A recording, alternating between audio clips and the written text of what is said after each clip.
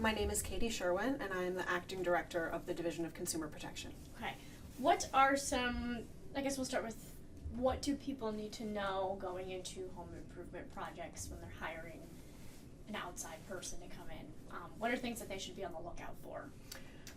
So home improvement projects are a time when consumers need to be especially vigilant and do more research than they might normally. Often they're spending thousands of dollars or tens of thousands of dollars. So it's very important that they plan accordingly. So we usually recommend that people start with a comprehensive list of the work that they want to get done and what their budget is, just so that they know up front. And then from there, ask friends, family, neighbors for referrals for contractors that they've worked with. Often, if your friends and family have had a good experience, that's a good sign that you'll likely have a good experience with that contractor as well. Home improvement contractors are not licensed by the state of New York.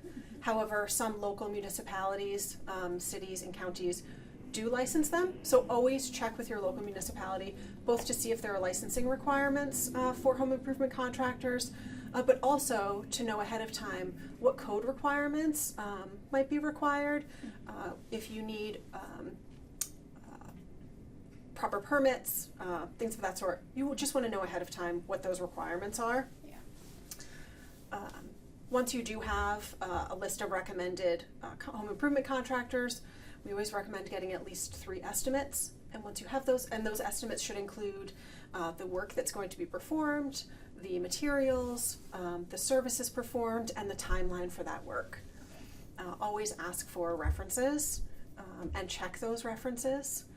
If your local municipality does license home improvement contractors, you can always check with them to see if they have complaints as well. And you can call us as the State Division of Consumer Protection. We can give you information about whether or not we have any complaints on file against that home improvement contractor.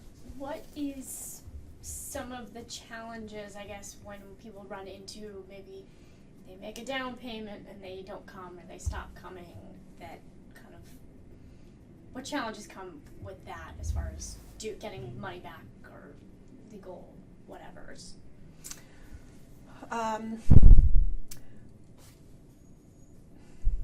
Sorry, I just gotta think about how to That's carefully okay. phrase this. That's okay. Take your time.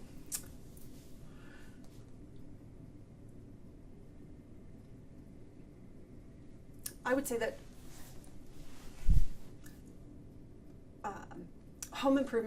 because home improvement contractors are not licensed by the state, there is no statewide enforcement, which makes situations like that especially difficult.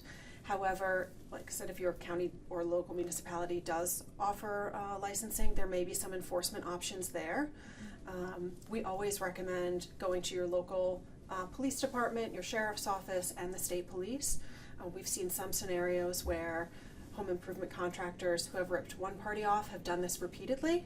And so while it may not be enough for the police to intervene if it's only one case, if there are multiple, sometimes they'll step in. Okay. And then what's the difference between, I know obviously you might not be able to do anything, but a Yelp review compared to coming to the state to file a complaint against a company? I know you can't always do something, but what's the benefit or help? Why is that helpful to come to you guys? Filing a complaint with us creates an official record, and then that information is available to any other consumers who might call and ask for information about that home improvement contractor. Mm-hmm. Additionally, if we do receive a large number of complaints against one particular company, we can make referrals to law enforcement. So it acts as just sort of a clearinghouse for all of that information. Okay. Anything else? Do we do any mediating with cases like this or no? We will always attempt to mediate it. Okay. Anytime a complaint is filed with us, we'll always attempt mediation. Sometimes things can just be resolved if there's some miscommunication, and we can get the situation fixed. Sometimes if it's not resolved, we're happy to provide a record of those attempted communications to that consumer, and then that consumer can use that if they do proceed either in a court of law or through some other means. Okay. Yeah. Good. That's it. Anything else people should know? Yeah, that was helpful. We also recommend to always get any home improvement agreements in writing. There should always be a contract. That contract should always include the work that's to be performed, the total price, the timeline, and the payment structure. So we usually recommend that you're not paying the full amount up front. Mm-hmm. Payment should be aligned with certain Benchmarks. I would Okay. certain points along the process. Once certain work is completed, Okay. you make those certain payments, and then never give the final payment until you are completely happy with all of the work that's been done. Is there anything to, if consumers reading a contract and they see something, to maybe be like, oh, that's a red flag?